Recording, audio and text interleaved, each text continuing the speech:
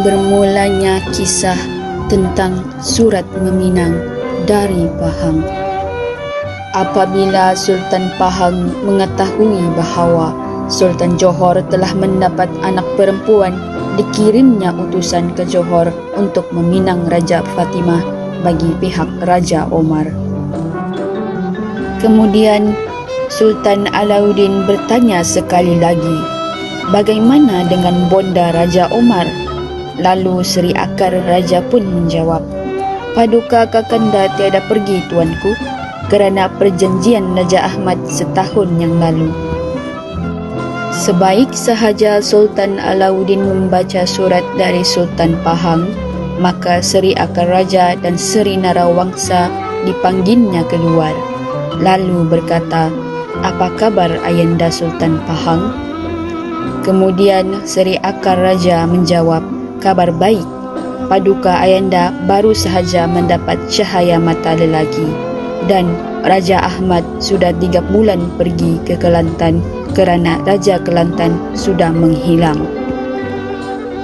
Setelah mereka siap berbicara, Sultan Alauddin pun masuk ke dalam istana dan mereka yang menghadap baginda juga turut pulang ke rumah masing-masing. Dan begitu juga dengan Seri Akar Raja dan Seri Narawangsa yang juga turut turun ke perahu mereka. Selepas itu, Sultan Alauddin pun memanggil bendahara, lalu berkata, bagaimana bendahara? Sultan Pahang memperkenankan anaknya dengan Cucunda, anak Raja Ahmad, dengan anak Sultan Pahang.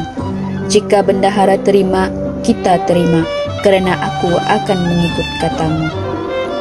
Kemudian bendahara pun berkata, terimalah tuanku, kerana mereka berdua juga merupakan saudara dua pupu kepada paduka Ayanda Sultan Pahang. Keesokannya, Seri Akar Raja dan Seri Narawangsa kembali menghadap Sultan Alauddin. Kemudian, surat balasan diberikan kepada mereka berdua dan Sultan Alauddin pun masuk ke dalam istana semula.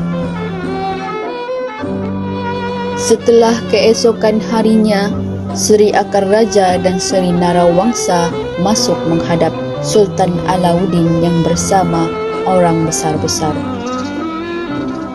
Dan Sultan Alauddin pun memula bicara, Seri Akar Raja, esoklah kamu kembali ke istana. Kami sedang mempertimbangkannya. Kemudian Seri Akar Raja berkata, baiklah. Tetapi Seri Akar Raja dan Seri Narawangsa dijemput untuk menjamah makanan bersama Sultan Pahang dan juga orang kaya-kaya. Sebaik sahaja surat tersebut sampai dan dibaca, Sultan Pahang pun suka dengan berita gembira itu, bahawa pinangan untuk cucundanya diterima oleh Sultan Johor. Lalu Sultan Pahang mengucapkan syukur. Setelah beberapa hari di laut, maka Seri Akar Raja dan Seri Narawangsa sampailah ke Pahang.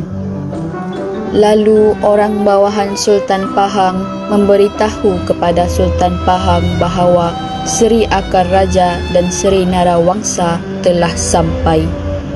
Maka Sultan Pahang pun keluar ke Balairung bersama orang besar-besar. Setelah itu, Seri Akar Raja dan Seri Narawangsa pun menghadap Sultan Pahang. Lalu Sultan Pahang bertanya, apa pekerjaan anak kita, Sultan Alauddin? Kemudian Seri Akar Raja berkata, baiki negara tuanku. Selama Patik di Johor, 4 kali Laksmana persembahkan nanca peringgi, dengan orangnya dilanggar oleh Panglima Rakyat Raja Negara Batin Singapura.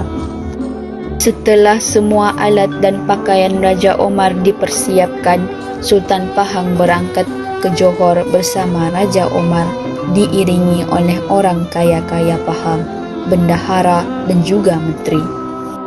Setelah berapa hari dalam perjalanan menuju ke Johor, maka sampailah mereka di Kuala Johor. Kemudian orang bawahan Sultan Johor pun memberitahu kepada Sultan Alauddin bahawa Sultan Pahang telah tiba.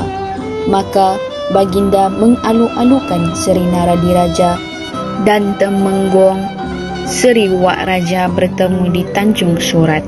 Maka mereka pun naik menghadap Sultan Pahang. Setelah Sultan Pahang dan rombongannya sampai, Sultan Alauddin naik ke kenaikan Ayanda Sultan Pahang. Lalu Sultan Pahang segera berdiri dan Sultan Pahang pun menyambut tangan Sultan Alauddin. Lalu dibawanya naik, kemudian berpeluk dan bercium. Maka Raja Omar juga dipeluk dan dicium oleh Sultan Johor. Kemudian mereka berjalan bersama menuju ke istana. Setelah sampai ke Balai Rom, Sultan Alauddin pun semayam ke atas puterana bersama Ayanda Baginda Sultan Pahang. Kemudian Raja Kusumadewi dan Raja Muzaffar dipeluk dan dicium oleh Sultan Pahang. Selepas itu, mereka semua makan makanan yang telah dihidangkan. Maka Sultan Pahang berkata kepada ananda Baginda Raja Kusumadewi, "Mana cucu Ayanda yang perempuan? Ayanda hendak bertemu dengannya." Kemudian Raja Kusumadewi mengatakan bahawa cucu Ayanda pening. Maka Sultan Pahang tersenyum mengetahui akan cucundanya itu malu.